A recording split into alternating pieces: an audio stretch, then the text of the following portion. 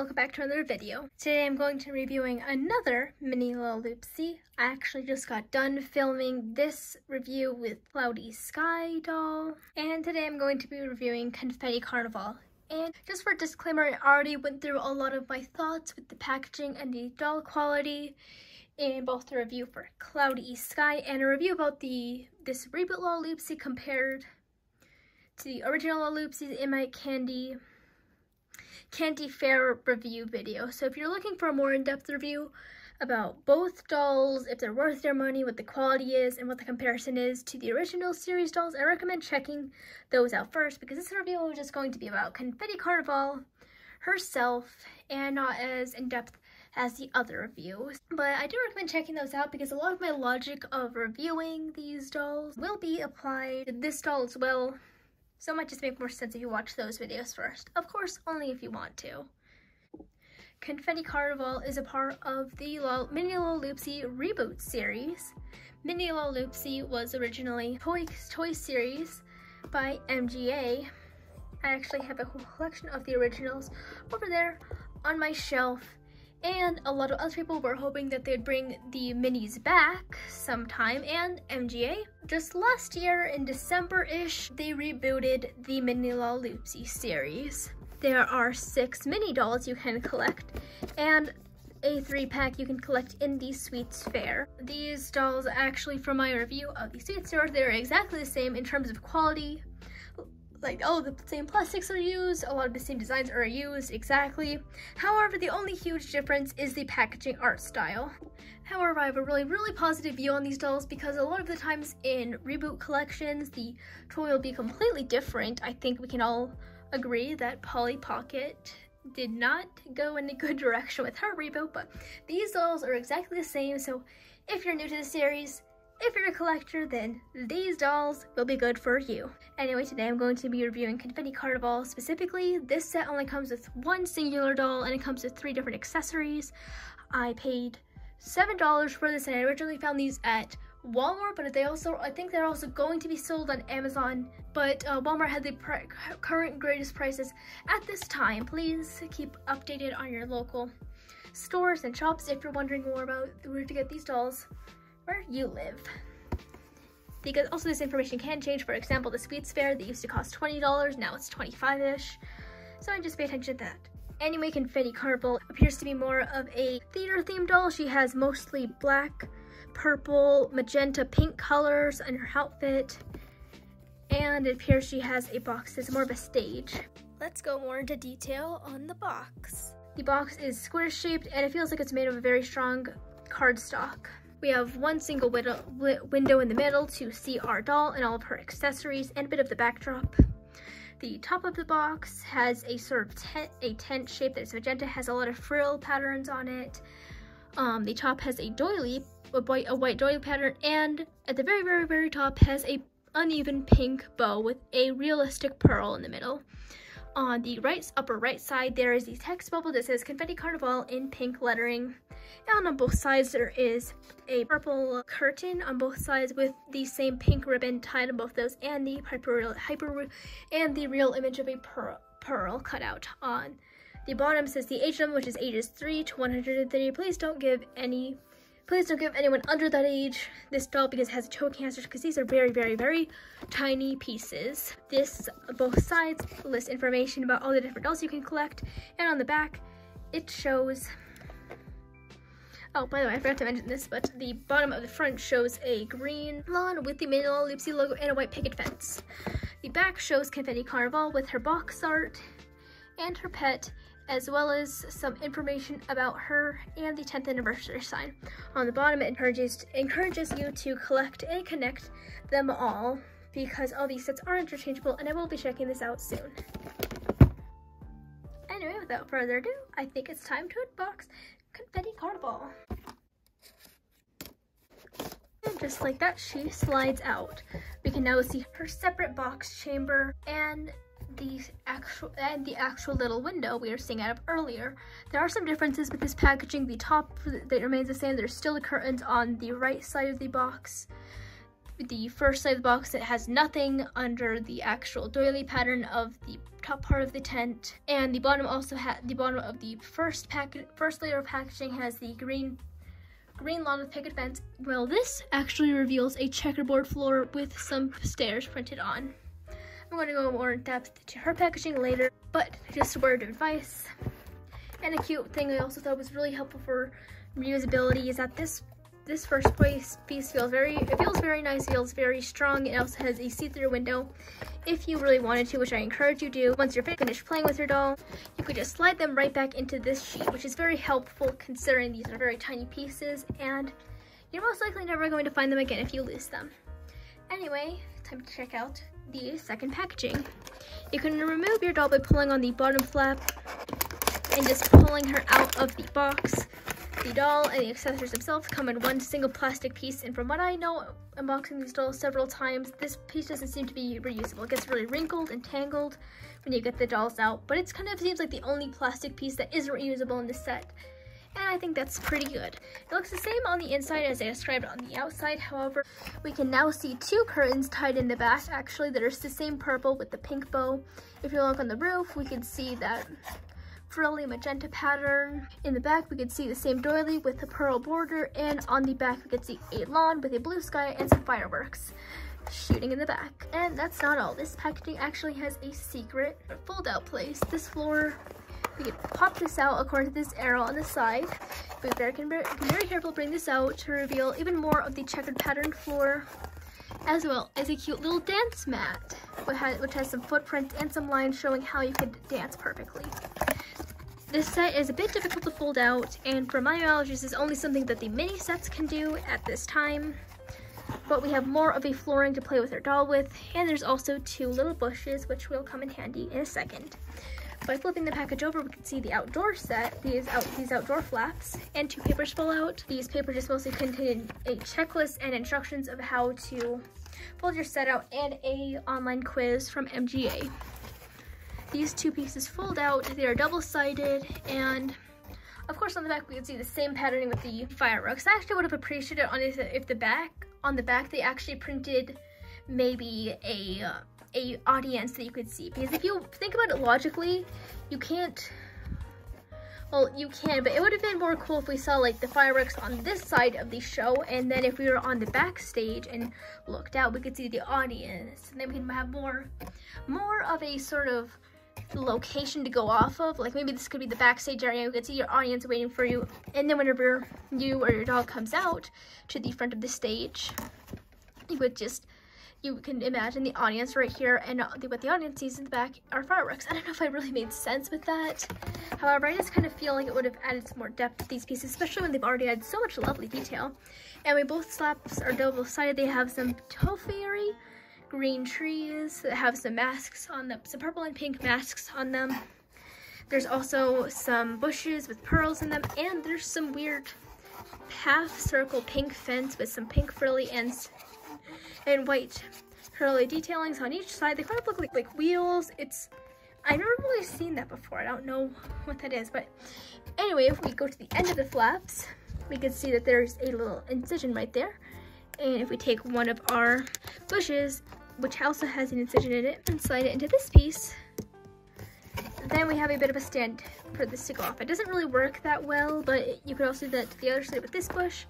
I'm not going to do that. Instead, I'm going to actually check out. So here I have Cloudy Skies, a place that has the same incisions on these sides.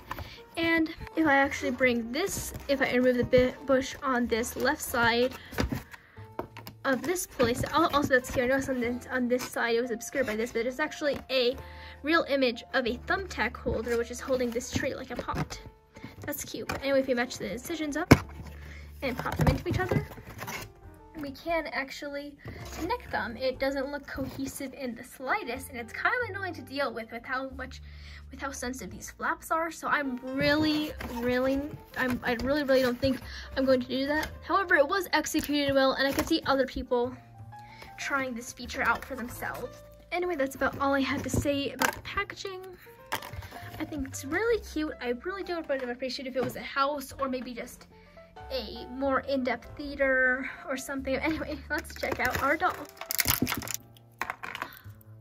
Oh wow, she is just beautiful. Oh wow. She looks so cool, both on camera and off. So, ew, what is that? There's a weird thing in her hair, but anyway, she has a very pale skin complexion. If I move on to her hair, she has very, very bright pink hair. It's way more bright pink than it is on camera, but anyway, was that parted? What is going on? Anyway, she has just, on the back, she has lines of hair going across, has the same yarn texture. Her hair feels kind of like that slight rubbery feeling that most Lalaloopsy hair feels like. Her hair is tied into two separate portions, which just kind of hang down. They're not really like ponytails, they just kind of like hang down at the sides of her hair. And her bangs are pulled tight into these bows, and these black bows on both sides of the front of her head. And it also looks like they're holding out some curly pieces. I have never really seen this hairstyle used before. It's very cute, I just don't really know how to describe it well.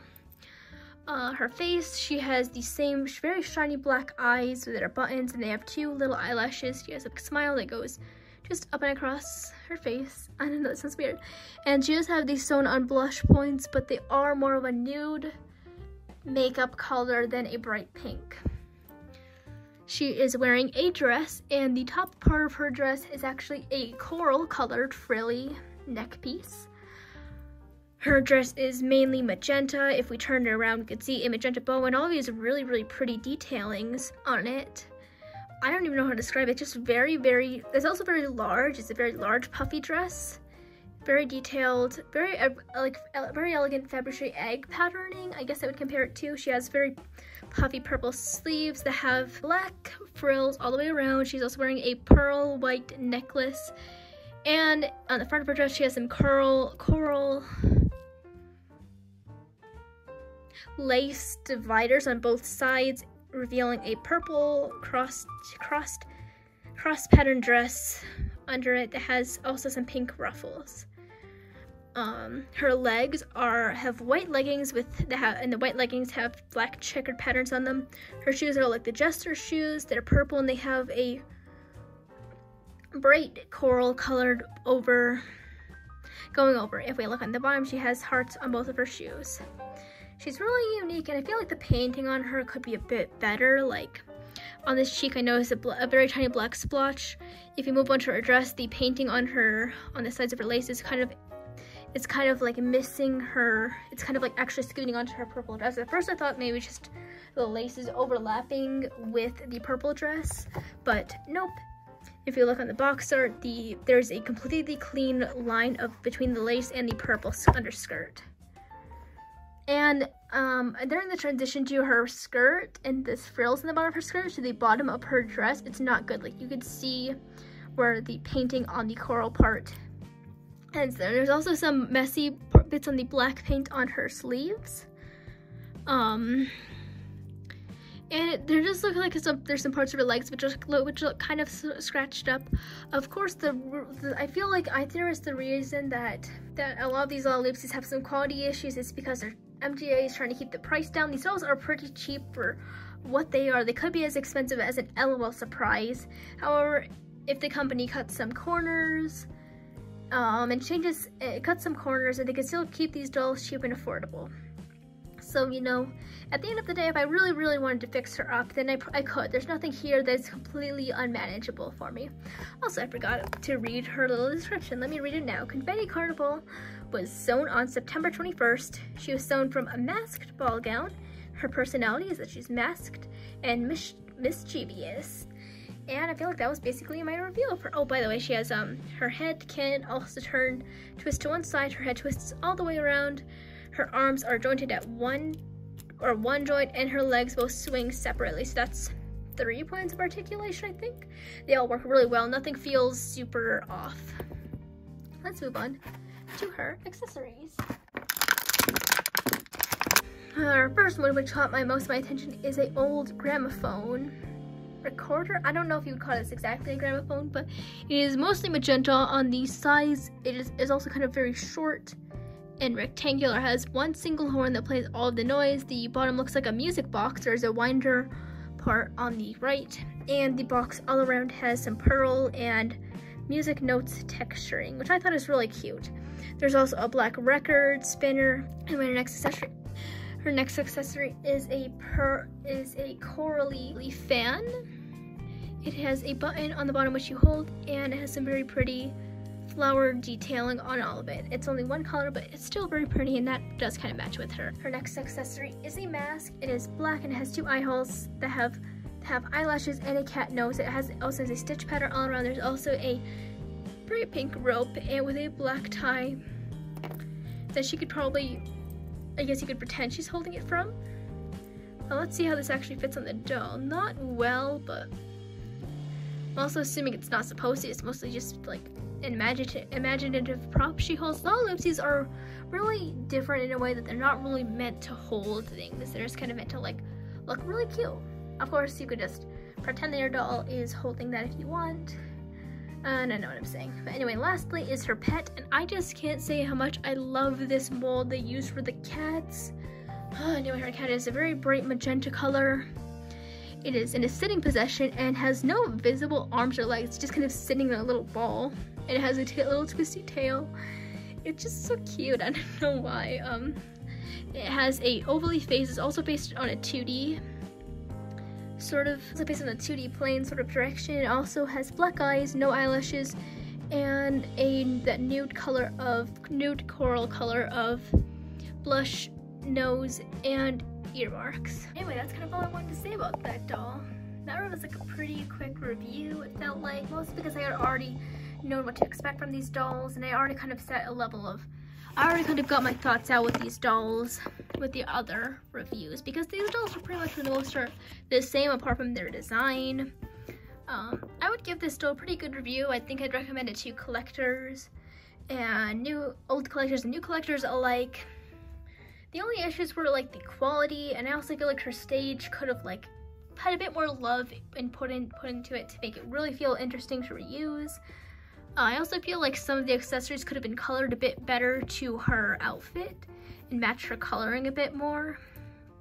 And I also think that the quality control could be a bit better, definitely with some of the painting stuff.